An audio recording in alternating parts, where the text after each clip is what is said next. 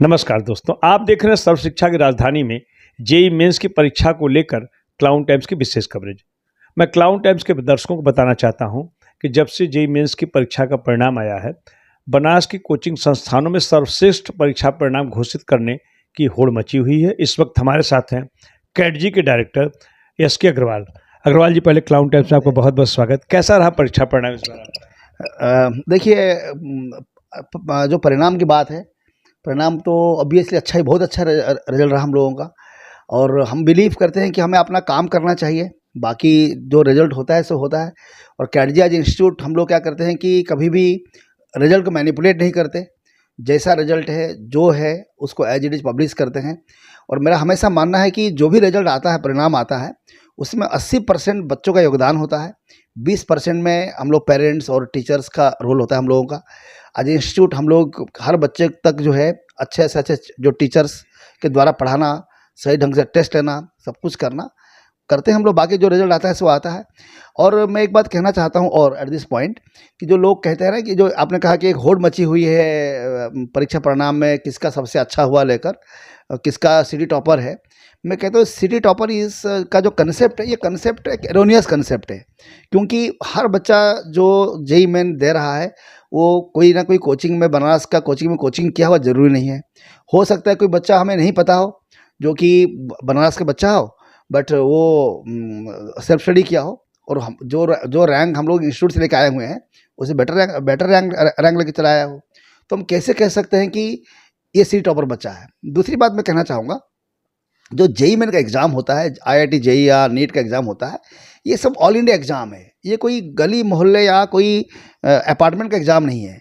जब ये exam city level पर एग्ज़ाम है ही नहीं, तो सिटी टॉपर, डिस्ट्रिक्ट टॉपर का जैसे कोई अर्थ ही नहीं, बहुत बहुत बचता नहीं है। मेरा ये मानना है कि आप इसमें सिंपली जो रिजल्ट है, रिजल्ट को पब्लिश करना चाहिए।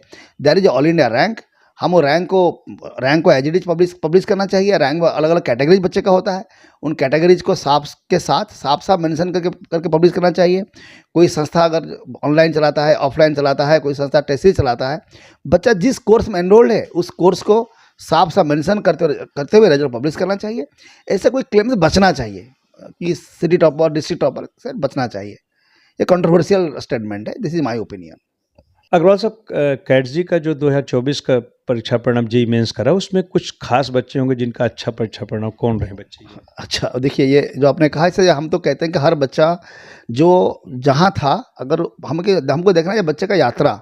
हम लोग जनरली अच्छा परिणाम मानते हैं कि बच्चे का रैंक क्या आया, पर है कि मैं देखता हूँ, हम बताया, हमारे पास बहुत से बच्चे ऐसे हैं जिन बच्चों का कि 10th क्लास में परसेंटेज था 70%, 43%, 44%, और 12th क्लास में बच्चों का क्या कहते हैं कि 76% लाइक दिस। और वो बच्चे आज जेई मेन में 99 परसेंटाइल पहुँच गए जाकर।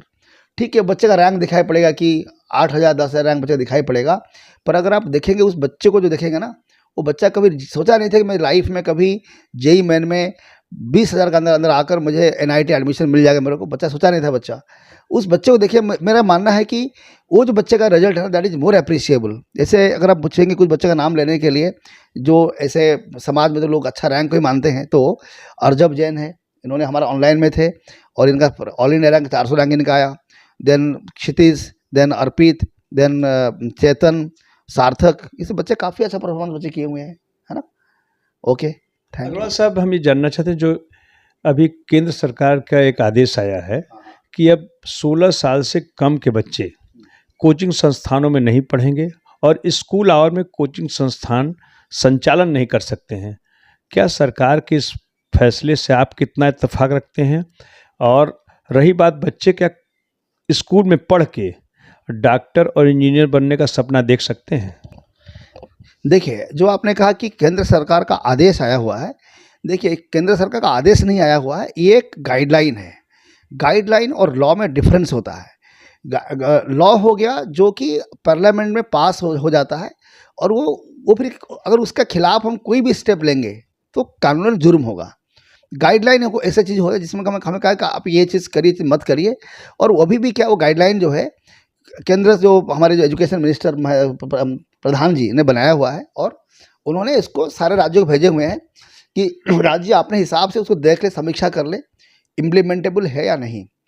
अगर मुझे पूछेंगे, मुझे लगता है कि इनका ये जो लॉ है, लॉ नहीं, जो गाइडलाइन आया हुआ है कि 16 साल के कम उम्र के बच्चे कोचिंग नहीं कर सकते, मुझे लगता है ये इम्प्लीमेंटेबल नहीं है। क्यों? ये देखिए, ये फंडामेंटली इसमें 2 मिस्टेक इसमें आ रहा है। नंबर 1 मिस्टेक, ये जो हमारा राइट टू एजुकेशन है, ये इससे बच्चों वंचित कर रहा है। पहली बात तो हम अगर ये मान लेंगे कि भाई education is important only in school campus, ये बहुत बड़ा मिस्टेक होगा। शिक्षा ऐसा चीज़ है, ये एक व्यापक चीज़ है। हम जीवन का हर एस्पेक्ट में, हर पहलू में शिक्षा ग्रहण करते हैं, और कोचिंग इंस्टीट्यूट्स भी इन ए वे, नाम भले कुछ भी दीजिए, हम वही काम को हम भी कर रहे होते हैं। आज मैं देख रहा, दैनिक जागरण में एक न्यूज़, आज के टुडे इटसेल्फ देख रहा था, एक न्यूज़ आया हुआ है कि मध्य प्रदेश का किसी एक स्कूल है, वहाँ वो सरकारी स्कूल है, विद्यालय है, वहाँ 80-90 बच्चे वहाँ पढ़ रहे थे। वहाँ पर ऐसे कुछ 89 बच्चे एनरोल वहाँ थे, और सारे के सारे बच्चे 12th में साइंस में फेल हो गए। A to Z सारे बच्चे फेल हो गए। तो बात मेरा ये, यहाँ एक क्वेश्चन उठता है कि एक विद्यालय को और भी यहाँ नाम दिया हुआ है, कोई 10th क्लास का कोई स्कूल है, वहाँ भी ऐसे ही कुछ हो रखा है। अगर मान्यता प्राप्त होना स्कूल का ही सही शिक्षा का डेफिनेशन होता अगर, तो जिस सरकारी स्कूल में सारे विद्यार्थी फेल हो गए हैं, बिकॉज वो सरकारी स्कूल है, वो तो सरकारी मान्यता पर तो खरे उतर ही रहा था, तभी तो उस मान्यता, वो तो सरकारी स्कूल है ना। प्राइवेट स्कूल जो नॉर्म को फॉलो करे नहीं करे, सरकारी स्कूल तो 100% नॉर्म फॉलो करते हैं। तो 100% नॉर्म को फॉलो करने का बाद ऐसा क्यों हुआ कि उस विद्यालय के सारे विद्यार्थी फेल हो जा रहे हैं? क्योंकि नॉर्म को फॉलो कर लेने से अच्छा शिक्षा प्राप्त हो जाएगा, जरूरी नहीं है। और यहाँ मैं एक बात और मैंने और कहना चाहता हूँ। आज मैं बनारस की बात करूँ, अगर बनारस में लगभग आई थिंक 260-65 स्कूल ऐसे हैं, EP board, CBSE, ICSE board के, जो सारे स्कूल को मिला देंगे, मान्यता प्राप्त स्कूल जो गवर्नमेंट सरकारी रूप में, वो 260-65 स्कूल ऐसे कुछ लगभग हैं। और अगेन ये बात कहने को मैं फील करता हूँ, आज भी अगर हमें पूछा जाए, आप 20 अच्छे स्कूल का नाम लीजिए, बताइए, जहाँ बच्चे को हम पढ़ा सकते हैं, जहाँ पर हमें अच्छा शिक्षा मिल जाएगा। तो किसी भी अभिभावक के लिए, किसी भी पेरेंट के लिए, इवन जो लोग स्कूल चला रहे हैं उनको भी पूछा जाए अगर, वो भी 20 अच्छे स्कूल का नाम गिना दे। अच्छा स्कूल से मैं मीन करता हूँ जहाँ पर अच्छा पढ़ाई हो रहा हो, अच्छा मैनेजमेंट जहाँ पर, अच्छा गाइडलाइन जहाँ हो रहा हो, फीस अधिक कम से बहुत फर्क नहीं पड़ता है। फीस तो कुछ जो चलो भाई अपना एक तरीका, फीस लेने का तरीका हो सकता है। 20 स्कूल का नाम गिनाना भी मुश्किल हो जाएगा। पर कि जितने बच्चे 265 या 60 स्कूल में पढ़ते हैं, उन सारे बच्चों को स्कूल जाना ही होगा, बिकॉज स्कूल के पास डिग्री देने का राइट स्कूल के पास है। तो अगर मैं कहता हूँ, मैं एक अभिभावक हूँ, मेरा बच्चा वो जो 20 अच्छे स्कूल है वहाँ एडमिशन नहीं ले पाया, और सारे बच्चे 20 स्कूल में क्या कहते हैं अटेंगे भी तो नहीं। तो अगर मेरा बच्चे को 20 स्कूल जो अच्छे स्कूल है एडमिशन नहीं मिल पा रहा है, और मैं मेरे बच्चे को कोई एक स्कूल में एडमिशन बच्चे को दिलाया, ठीक है, जो भी स्कूल, भाई बिकॉज बच्चे का साल बर्बाद करेंगे नहीं। अब उस स्कूल में अगर पढ़ाई से मेरा बच्चा संतुष्ट नहीं है, वो स्कूल जा रहा है, कह रहा है पापा मैं जा रहा हूँ स्कूल और मेरा टाइम वेस्ट हो रहा है, मुझे वहाँ teachers up to the mark नहीं मिल रहे हैं। जैसे अभी आज का जो न्यूज़ का जिक्र मैंने किया, वैसा ही जो है, अगर हमको दिखाई पड़ रहा है कि मेरा बच्चा उस स्कूल में पढ़ेगा तो साल के अंत में या बोर्ड परीक्षा मेरा बच्चा पक्का फेल हो जाएगा। उस केस में क्या सरकार बताएगा मेरे को कि आखिरी जो है मुझे क्या करना चाहिए? मैं मेरे बच्चे को अच्छा शिक्षा कहाँ से दूँ लाकर, कैसे दिलाऊं? मेरे बच्चे का बोर्ड एग्जाम जो है, चलो IIT JEE या मैंने इंजीनियरिंग मेडिकल छोड़िए, हम तो बोर्ड की बात कर रहे हैं। मेरा बच्चा बोर्ड एग्जाम में बिल्कुल पास हो जाएगा मान्यता प्राप्त स्कूल में पढ़ने से, क्या इस बात का सरकार कोई गारंटी देगा मेरे को? अगर सरकार मेरे बच्चे को अच्छा पढ़ाई का मान्यता प्राप्त स्कूल में गारंटी नहीं दे सकता, तो मेरे बच्चे को प्रिवेंट कैसे कर सकता है कि मैं बच्चों को कहाँ पढ़ाऊँ फिर? और मेरा बच्चा अगर स्कूल में जाकर बच्चे को लगता है कि बच्चे का टाइम वेस्ट हो रहा है, मेरा बच्चा स्कूल में लगता है कि माहौल सही नहीं है, एनवायरनमेंट सही नहीं है, टीचर सही नहीं है, तो क्या करें हम? अब बच्चे को स्कूल भेज के बच्चे बर्बाद करें, बच्चे को घर में बैठा के बच्चे बर्बाद करें?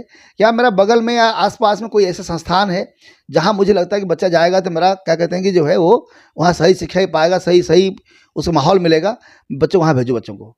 क्या ये भेजना अन्याय है? क्या ये इलीगल काम है? मुझे इस बात का जवाब दीजिए। पहली बात तो आपने एक बार पूछा कि क्या कहते हैं कि जो डॉक्टर इंजीनियरिंग बनने का सपना कैसे? हाँ, आपने कहा कि देखिए भाई एक बार और समझिए बात को। देखिए जो स्कूल एजुकेशन है, स्कूल एजुकेशन मास के लिए बना हुआ है। स्कूल का एजुकेशन मास के लिए बना है, जिसमें कि हर बच्चा साक्षर बन जाए, नॉलेज का भी कुछ एक बेसिक नॉलेज, लेवल नॉलेज पा जाए, साक्षर बन जाए, एक सामान्य तौर पर एक पढ़ा लिखा इंसान बन जाए, वही इसका ऑब्जेक्टिव है। वो जो स्कूली शिक्षा है वो क्या कहते हैं कि व्यावसायिक शिक्षा को एड्रेस नहीं करता है। उसको लेकर कोई कोई बच्चा जो है डॉक्टर इंजीनियर बन जाए, उस सिलेबस से डिजाइन नहीं किया गया है।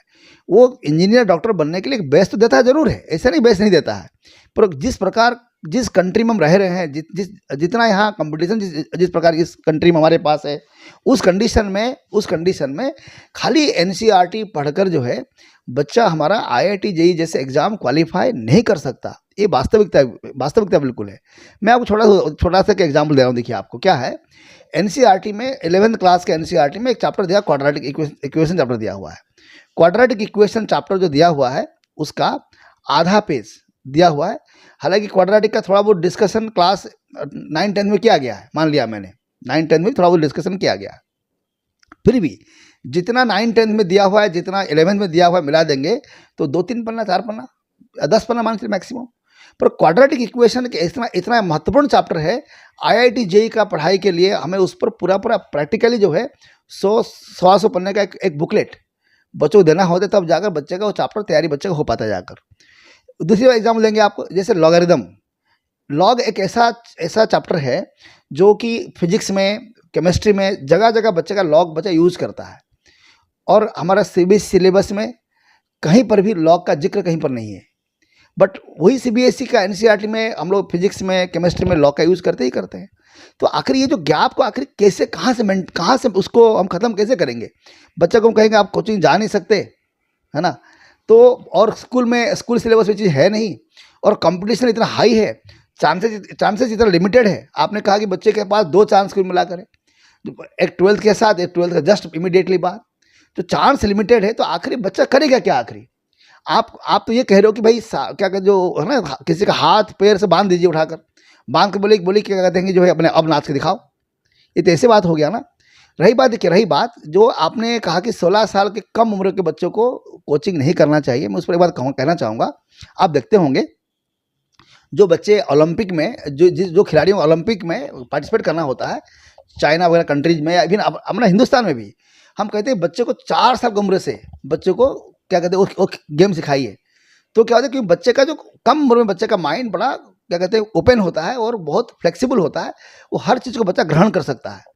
उस उम्र में अगर हम ओलंपिक गेम के लिए सोचते हैं कि बच्चा 4 साल से बच्चे तैयारी करे तो वो सही खिलाड़ी बनेगा। पर जो इस बच्चे को बनना है, इंजीनियर डॉक्टर बनना है, हम कहते हैं नहीं उसको 16 साल तक कुछ नहीं पढ़ाई करना चाहिए।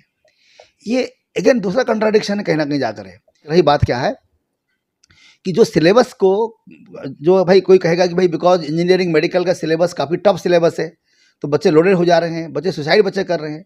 देखिए मैं आप कहना चाहूँगा आपको, जहाँ तक सुसाइड आत्महत्या की बात है, ये एक शिक्षा की कमी और सामाजिक जो संरचना की कमी कहेंगे, जिस कारण व्यक्ति सुसाइड करता है।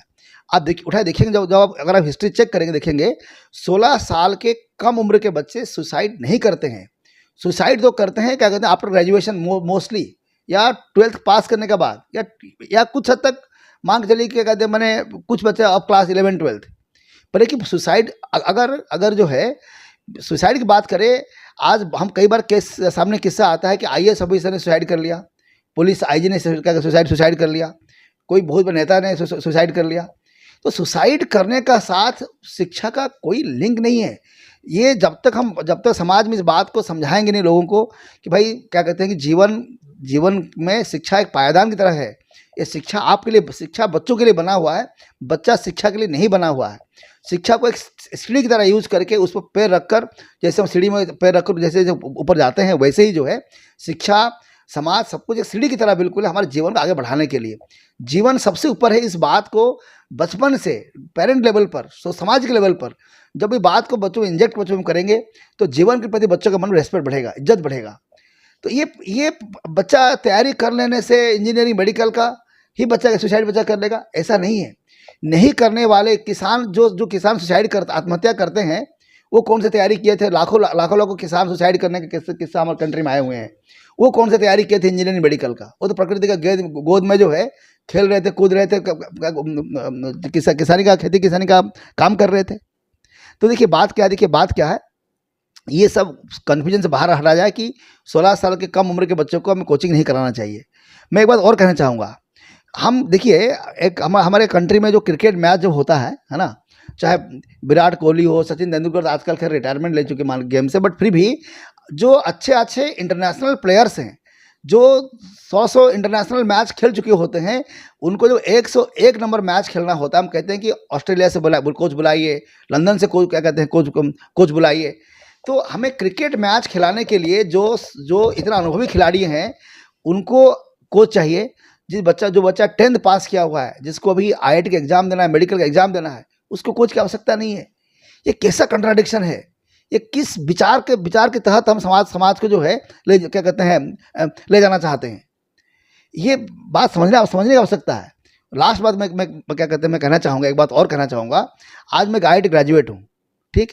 अगर कंट्री की लॉ की बात करें, अगर ये जो गाइडलाइन आया हुआ है, हम IIT से ग्रेजुएशन करके मैं शराब का ठेका ले लूँ, मैं शराब बेचूँ, लीगली, इट इज़ लीगल। मैं जूता बेचूँ, लीगल। पर अगर मैं बच्चों को पढ़ाना शुरू कर दिया, जो शिक्षा को प्राप्त करने के लिए मैंने IIT तक यात्रा किया, पढ़ा किया, सब कुछ किया, प्राप्त किया, करने के बाद आज ऑनेस्टली और ईमानदारी पूर्वक उस शिक्षा को बच्चों को दे रहे हैं, और बच्चे लाभान्वित हो रहे हैं। और एक बार ध्यान रखा जाए कि हम लोग बच्चों को डिग्री देते नहीं हैं। हमारे पास बच्चा तभी आता है जिस समय बच्चे को लगेगा कि बच्चे को शिक्षा मिल रहा है, बच्चे को क्वालिटी एजुकेशन बच्चे को मिल रहा है, तभी बच्चा क्या कहते हैं, हमारे पास बच्चा आएगा। अदरवाइज बच्चा हमारे पास नहीं आएगा। उसका बाद भी जो है, हम IIT से ग्रेजुएशन करके वो शिक्षा बच्चों को दे रहे हैं। तो वो जो गाइडलाइन की बात आपने कहा, तो अगर वो गाइडलाइन सही मान लिया जाए, मीन्स वो शिक्षा इम्पार्ट करना इलीगल है, तो ये तो कंट्राडिक्शन अपने आप में बिल्कुल। ऐसा कोई भी बात आई थिंक तर्कविहीन है। गवर्नमेंट को मैंने इससे बचना चाहिए। इससे सामाजिक पतन होगा, कोई उन्नति समाज का नहीं होने वाला है। अग्रवाल साहब, कई कॉरपोरेट सेक्टर के कोचिंग संस्थान बनारस में आ चुके हैं। ये आप लोग को कितना प्रभावित कर रहे हैं? और जो अभिभावकों और विद्यार्थियों के सामने एक भ्रम की स्थिति है, हम कहाँ शिक्षा ग्रहण करें? अगर हमको डॉक्टरी और इंजीनियरिंग की परीक्षा की तैयारी करनी है तो किस कोचिंग संस्थान में जाएं? देखिए, क्या है कि जो आपने कहा कि जो नेशनल ब्रांड के जो संस्थाएं बनारस में आए हुए हैं, इस समय 5-6 नेशनल ब्रांड की संस्थाएं बनारस में है। और मैं एक लाइन कहूँगा, ये जो संस्थाएं हैं, इनका एक ही ऑब्जेक्टिव है शायद, कि समहाउ यहाँ से कैसे पैसा कमाए। अगर ये बात सुनने में अच्छा बुरा जो लग सकता है, बट मुझे जो लगता है, मेरे को जो टीचर्स ये लोग डिप्यूट करते हैं, mostly teachers are not up to the mark. मुश्किल से कैन से 5% या 10% टीचर हो सकता अप टू द मार्क हो। 90% लोग टीचर्स ऐसे डिप्यूट करते हैं, वो लोग जो काफ़ी बिलो स्टैंडर्ड है। उससे अल्टीमेटली बच्चे का भविष्य के साथ खिलवाड़ होता है। ये मेरा बिल्कुल साफ अनुभव से मैं कह रहा हूँ। और कुछ नेशनल ब्रांड के इंस्टीट्यूट जो फीस काफ़ी कम कर देते हैं, फीस कम करके लगता है कि हमने क्वालिटी दे देंगे। पर पेरेंट्स को मैं कहना चाहूँगा कि एक बात को याद रखें, ये असंभव है कि आप चाहें कि पैसा भी ना लगे और अच्छा शिक्षा प्राप्त हो जाए। ये असंभव है, क्योंकि हम कैडी चला रहे हैं, हम देखते हैं हमारे पास जैसे जितने टीचर्स कैडी में पढ़ा रहे हैं हमारे पास, mostly are from IIT and NITs, mostly IIT NIT graduates हैं। एक बच्चा, एक टीचर जो IIT NIT ग्रेजुएट है, और आज की जो समाज का जो जिस प्रकार का आवश्यकता है, जिस प्रकार फैला हुआ है, एक हैंडसम सैलरी बिना दिए ये वो लोग टिकेंगे नहीं। वो लोग आखिर हम लोग उनको जो है, salary is not the only expenditure. Salary के बाद क्या होता है कि देन गवर्नमेंट के तमाम टैक्सेस है, देन रेंट है, बिजली का बिल है, बहुत से सर्विसेज, मैनेजमेंटल, एडवर्टाइजमेंट, बहुत से खर्चे जुड़े होते हैं कहीं ना कहीं जाकर। उसको संस्थाएं कहाँ फेस करेगा, जाकर कहाँ फेस करेगा? तो पेरेंट्स जो है, पेरेंट्स को जो आपने कहा बच्चों को कहाँ कोचिंग करना चाहिए, मेरा हिसाब से जो संस्थाएं लोकल लेवल पर चल रहे हैं और जिनका एक मार्केट में अच्छा रेपुटेशन है, जो अच्छा काम कर रहे हैं, उनको प्रेफर करना चाहिए। और मेरा ओपिनियन, नेशनल ब्रांड्स कहीं ना कहीं पब्लिक को बिल्कुल भ्रमित कर रहे हैं, बिकॉज उनका quality of teachers are not good. ये बात बिल्कुल मैंने, अच्छा, हम ये बात को एक बात मैंने और कहना चाहेंगे। देखिए, कोई भी फील्ड में जितने अधिक लोग आते हैं, वो अच्छी बात है, बुरी बात नहीं है। आज नेशनल लेवल के इंस्टीट्यूट बनारस में आज अच्छी बात है, इसे बुराई इसमें क्या है? पर वो आए, वो अपना काम करें, कोई उसमें बुराई नहीं है। बट है कि अच्छा वो फीस कम लेना चाहते हैं, वो भी क्या कहते हैं, वो भी अच्छी बात है, हमारा पब्लिक बेनिफिटेड होगा। पर है कि आप एक शर्त पर बंधु है, आप टीचर अच्छा डिप्यूट करें, टीचर सही वेल क्वालिफाइड वेल एजुकेटेड जिनको नॉलेज बहुत साउंड हो, उन टीचर्स को डिप्यूट करके वो पढ़वाए, बच्चों को पढ़ाए। तो मुझे लगता है कि तो इट लीड हेल्दी कंपटीशन। अभी ये हेल्दी कंपटीशन की जगह अनहेल्दी कंपटीशन भी नहीं कहेंगे, मैंने एक कहते नहीं एक बच्चों का भविष्य से खिलवाड़ होना शुरू हो गया है। ये बहुत डेंजरस, समाज के लिए डेंजरस है। अग्रवाल साहब, बनास के टॉप 5 कोचिंग संस्थानों की बात की जाए तो कैट जी स्वयं को कहाँ पाता है? नंबर 1, इसमें कौन सा, इसमें डाउट थोड़ी कहीं पर है। देखिए हम बताएं आपको, मैं जो कह रहा हूँ कि बिकॉज हम कैट जी के ओनर है, बाकी के बारे में तो मुझे नहीं पता, बट मुझे पता है कि हम सोते जागते उठते बैठते खाते पीते, मेरा दिमाग में सिवाय मेरे स्टूडेंट्स और दिमाग में कुछ होता ही नहीं है। मैंने सिवाय जो बच्चे कैट में एनरोल होते हैं उनको कैसे उनको अच्छा से अच्छा शिक्षा दें। मैंने not only physics chemistry maths biology का शिक्षा नहीं, एक बच्चे का व्यक्तित्व का विकास, उनको स्पिरिचुअल एजुकेशन, उनका मानसिक विकास, उनका चारित्रिक विकास, बच्चों को मेडिटेशन के बारे में ज्ञान देना। मैं बिलीव करता हूँ बच्चे का सर्वांगीण विकास बच्चे का हो। जब तक बच्चा हमारे पास है उसमें हम रात दिन लगे हुए हैं, बाकी उसके बाद जो मर्जी ईश्वर का। और कैटजीआज इंस्टीट्यूट गुड टीचर्स का टीम, और हम तो बहुत स्ट्रांगली कई बार कहते हैं कि जो IIT NITs के ग्रेजुएट्स का हमारे पास पूल कैटजी में काम कर रहा है, वैसा टीम आई डोंट थिंक कि बनारस के आसपास में कहीं पर भी जो है 200 किलोमीटर का रेडियस में कहीं पर ऐसा टीम कहीं काम करता है। I don't find that. तो in that way I feel category number 1, हर प्रकार से नंबर 1 पर खड़ा है।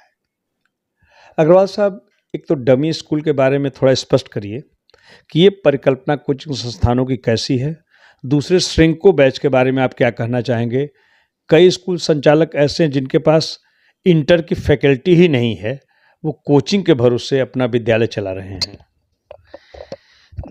देखिए जो डमी स्कूल की बात कह रहे हैं ना आप, है ना, देखिए मेरा कहना क्या है कि सीधी बात है, जैसे एक फूल खिलता है ना, जब फूल खिलता है तो भौरे ऑटोमेटिक आकर्षित होकर उसकी ओर आते हैं। आज क्या है कि डमी स्कूल अगर है समाज में, अगर है, पहली बात अगर है तो उसके लिए रेस्पॉन्सिबल कौन है? स्कूल चलाने वाले ही रेस्पॉन्सिबल है। अगर विद्यालय अपना सिस्टम को इतना मजबूत कर दे कि भाई बच्चा स्कूल आने के लिए आकर्षित वो क्या कहते हैं, बच्चा अनुभव करे। तो आज बच्चा स्कूल में एडमिशन लेता है क्योंकि उसको डिग्री चाहिए। लेने के बाद बच्चा स्कूल जो जाता है, जाने के बाद उसको लगता है कि I am not getting what I need for my journey, मेरा एकेडमिक जर्नी के लिए जो चाहिए मेरे को स्कूल में नहीं मिल पा रहा है। स्कूल में बहुत से स्कूल में क्या हो रहा है आज के दिन पर, बहुत से एक्टिविटी, बहुत से मैंने कुछ स्कूल छोड़ दीजिए, कुछ सबको एकाकार नहीं कर रहा हूँ। कुछ स्कूल रियली अच्छे हैं, दे आर डूइंग रियली मैंने वर्किंग हार्ड, अच्छा काम कर रहे हैं, मेहनत कर रहे हैं। पर एक स्कूल में देखेंगे आप कि क्या कहते हैं कि वो डांस, देन गाना, देन तीरंदाजी, हॉर्स राइडिंग, स्विमिंग से लेकर बाकी जो एक्टिविटीज हो सकते हैं, वो पेंटिंग, बहुत प्रकार एक्टिविटी होते हैं, उनका आवश्यकता है जीवन में, इसलिए आई डोंट आवश्यकता नहीं है। पर स्कूल एक टोटलिस्टिक विकास की ओर ध्यान देता है। और आयरनिकली क्या इन चीज़ों का क्या कहते हैं कि जो कॉम्पिटिटिव एग्जाम, इनका कोई एग्जाम होता नहीं है। तो आखिरी जो बच्चे का पास लिमिटेड टाइम है, उसको लिमिटेड टाइम में बच्चे के पास चांस लिमिटेड बच्चे के पास है, उस परिप्रेक्ष्य में बच्चा क्या करेगा? बच्चा उस समय वो कहते हैं चलो हमने स्कूल में एडमिशन लिया, डिग्री के लिए एडमिशन लिया, फिर कहीं तो हम तैयारी करना ही करना हमको है। तो वो जहाँ बच्चे को लगता है वहाँ जाकर बच्चा फिर पढ़ाई करता है जाकर बच्चा। और ये इनफैक्ट देखा जाए अगर, ये स्कूल का मजबूरी है कि भाई स्कूल कोचिंग मजबूरी है, बच्चों का भला के लिए मजबूरी है। They should work in one platform. इस वास्तविकता एक्सेप्ट करना चाहिए, ना कि इसको लेकर लड़ना चाहिए कि जो बच्चों को तैयारी करना है उनके पास कोई ऑप्शन नहीं बचता उनके पास तैयारी करने के लिए। तो ये रहे कैटजी के डायरेक्टर SK अग्रवाल जी। क्लाउन टाइम्स से बातचीत करने के लिए आपका बहुत बहुत धन्यवाद। थैंक यू, नमस्ते। क्लाउन टाइम्स यूट्यूब चैनल की खबरों को आगे भी देखने के लिए चैनल को लाइक करें, सब्सक्राइब करें, बेल आइकन को प्रेस जरूर करें। क्लाउन टाइम्स की खबरों को फेसबुक पेज पर देखने के लिए पेज को लाइक जरूर करें।